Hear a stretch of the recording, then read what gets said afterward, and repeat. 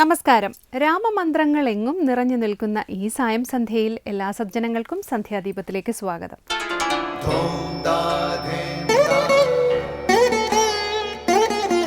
ശുഭം ഭവതു കല്യാണമായുസാരോഗ്യവർദ്ധനം സർവദുഃഖ വിനാശായ സന്ധ്യാദീപം നമോസ്തുതേ. നാമം ജപായനം പുണ്യം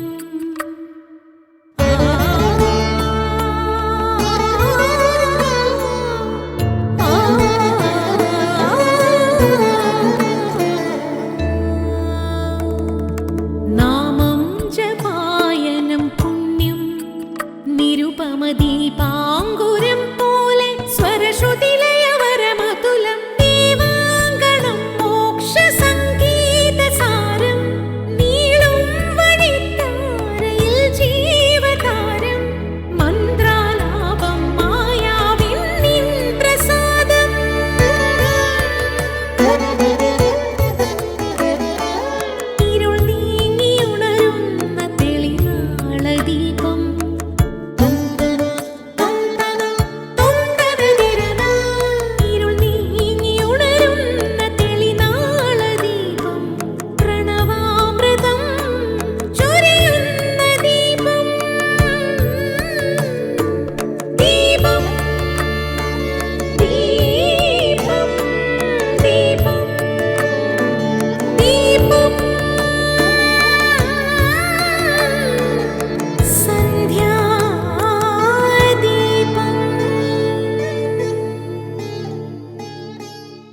അഗ്രജൻ മമ സതാം വിദുഷാമഗ്രേസരൻ മദ്ഗുരുനാഥൻ അനേകാന്തേവാസികളോടും ഉൾക്കുരുന്നിങ്കൽ വാഴ്ക രാമനാമാചാര്യനും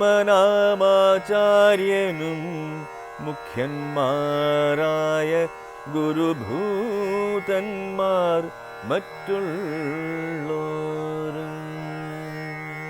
ശ്രീരാമായണം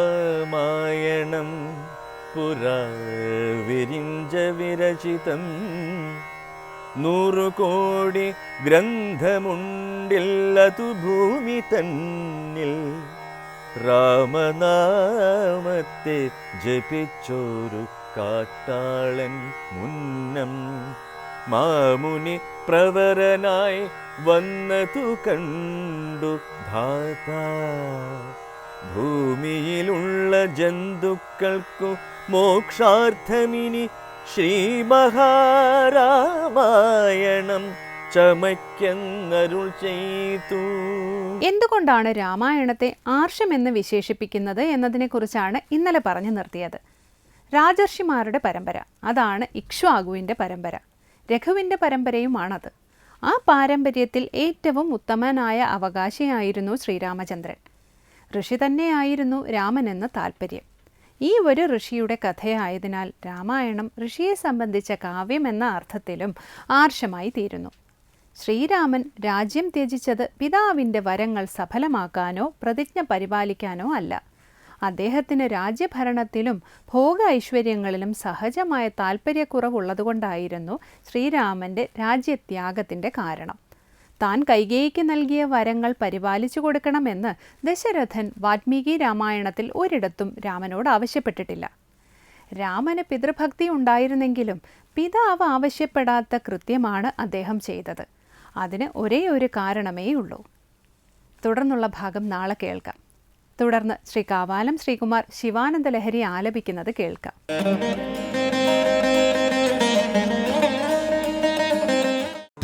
ഘടോ വാ മൃത്പിണ്ഡോപ്യണുരപി ച ധൂമോഗ്നിരചലഃ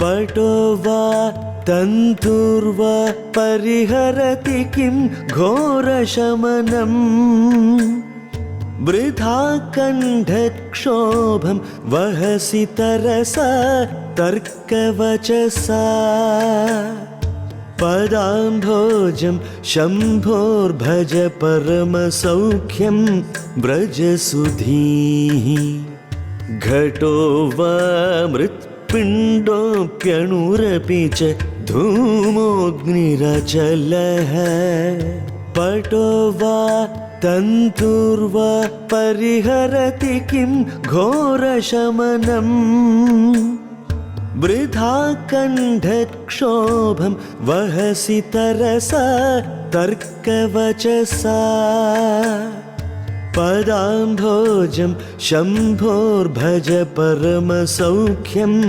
व्रजसुधीः സന്ധ്യാദീപം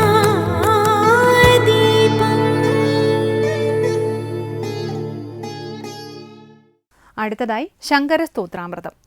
ലക്ഷ്യപ്രാപ്തിക്ക് തർക്കങ്ങളാകാം. എന്നാൽ വലിയ പണ്ഡിതനാണെന്ന കേമത്തം കാണിക്കാൻ തർക്കിക്കുന്നത് കൊണ്ട് സംസാരക്ലേശം ഇല്ലാതെയാകുന്നില്ല.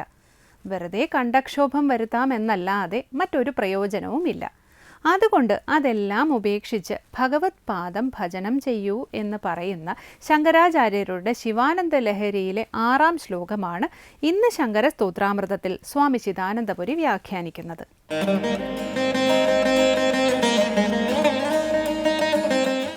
ശങ്കരകൃതികളിൽ ശിവാനന്ദ ലഹരിയിൽ 5 ശ്ലോകങ്ങൾ ശ്രദ്ധിച്ചു. 6-ാം ശ്ലോകം അതിലേക്ക് പ്രവേശിക്കുകയാണ് നമ്മൾ. ഘടോ വാ മൃത്പിണ്ഡോപ്യണുരപി ച ധൂമോഗ്നിരചല പടോ വാ തന്തുർവാ പരിഹരതി കിം ഘോരശമനം വൃഥാ കണ്ഠക്ഷോഭം വഹസി തരസാ തർക്കവചസാ പദാംഭോജം ശംഭോർ ഭജ പരമസൗഖ്യം വ്രജസുധീ